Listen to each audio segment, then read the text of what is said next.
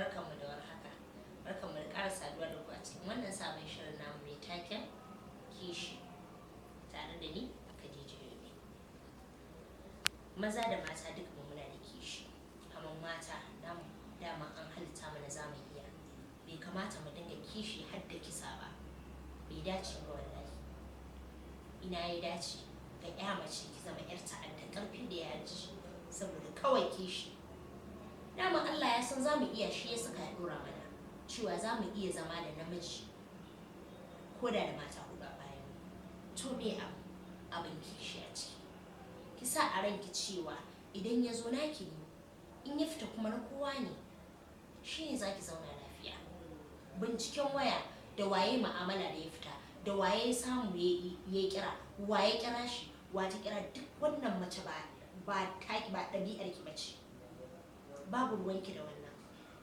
Yanzu har wai tsafin kishi zai sa ƴa mace mai raunin zuciya ta ɗauki wuƙa ta caka wa namiji. Haba. Me yasa idanun mu suka rufe? Me yasa idanun mu suka rufe? Bai dace ba wallahi. Bai kamata mu dinga yin haka ga mata.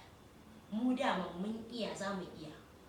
Ki kasance abin da zaki kama mijinki da shi shine tsafta, abinci mai daɗi, ba shi kulawa ta wajen kwanciya ko kuma ta mu'amalar tsakar gida, shine kadai abin da zai ji hankalinsa. Ko da ya ji ya kula wata, wallahi ba za ta kai ki mutunci da daraja a idanunsa ba. Haba mata, kun ba ni kunya, kun ba mu kunya wallahi. Me abin kishi? Ki kishi. Maza kuma da laifin ku, mace ka zo gidanka, mace ta kira ka a waya kai bikin call. Wannan reni ne. Rashin daraja ne, rashin ba matarka mutunci. Duk wacce za ta kira ka kana cikin gidanka, to wallahi ba mutumiyar arziki ba ce. Tana son ta kunna maka wutan da ba za ka iya kashewa ba.